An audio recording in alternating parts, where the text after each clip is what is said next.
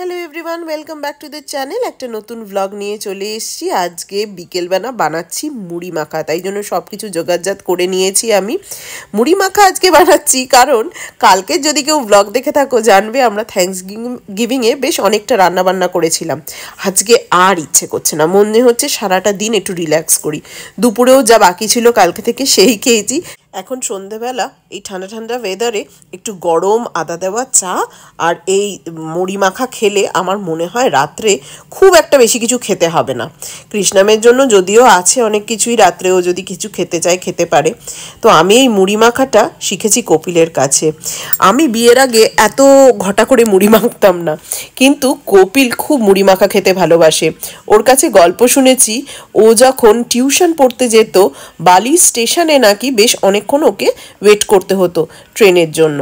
তখন একটা কাকুর কাছে ও মুড়ি মাখা খেত, আর সেই কাকুটার কাছেই দাঁড়িয়ে দাঁড়িয়ে গল্প করতে করতে ও মুড়ি মাখার রেসিপিও জেনেছিল, আর কিভাবে কি দিলে ভালো হয় সেটাও জানতে পেরেছিল।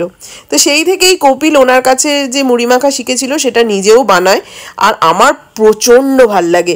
তোমাদের মধ্যে কেউ যদি বালি স্টেশনে সেই কাকুর কাছে মুড়ি মাখা খেয়ে থাকো তাহলে কমেন্টসে জানিও। আমি জানি না, আমি কখনো খাইনি, কিন্তু কপিল ওনার খুব নাম করে, তাই ওনাকে একটা বিগ থ্যাংক ইউ যে আমাদেরকে মুড়ি মাখা খাওয়া শেখানোর জন্য।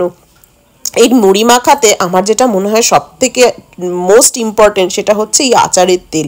এতে না স্বাদটা অনেক গুণ বেড়ে যায়। আচারের তেল আর একটু ভালো চানাচুর আমাদের এখানে খুব একটা পাওয়া যায় না, যা পাওয়া যায় সেই দিয়ে করি। নাহলে কলকাতায় যখন যাই মুখরোচক চানাচুরটা কিনে আনি, ওটা আমার মোস্ট ফেভারিট। অনেকে আমাকে জিজ্ঞেস করে কলকাতা গেলেই যে আচ্ছা তোরা কি ওখানে আমাদের মতোই খাবার দাবার পাস আর আমাদের মতোই খাবার দাবার করিস?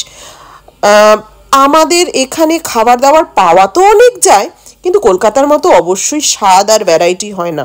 এই যে শশা মূলোগুলো দিলাম সেগুলোর স্বাদ কি একদম কলকাতার মতো? তা নয়, এখানে সবজিতে স্বাদটা একটু কম, কিন্তু যতটা পাওয়া যায় তাই দিয়েই করি। আর আমাদের বাড়িতে তো দেখেছোই তোমরা যারা ব্লগ ফলো করো, আমরা রেগুলার দিনে বাঙালি বাড়ির খাবার ছাড়া থাকতে পারি না। আমরা কি অন্য খাবার খাই না? তা খাই, কিন্তু বাড়িতে যখন আছি আর নিজেরা যখন রান্না করছি তখন বাঙালি খাবার ছাড়া আমাদের আর কিছু ভালো লাগে না। তো চলো, আমার চাও হয়ে গেছে, আর এই মুড়ি মাখাটা এবার ভালো করে মাখতে হবে। কৃষ্ণামের মুড়ি মাখাতে আমি লঙ্কা দিইনি, বাকি ওকে সব দিয়েছি। আর চানাচুরটা অল্প একটু বাদামটা ছেটে ছেটে দিয়ে দিয়েছি, বেশি চানাচুরও ঝাল খেতে পারবে না।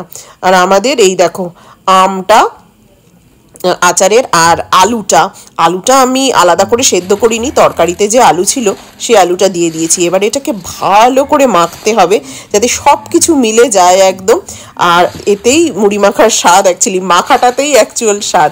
তো চলো, আমাদের মুড়ি মাখা রেডি। এবার আমরা অলমোস্ট এবার খেয়ে নেবো।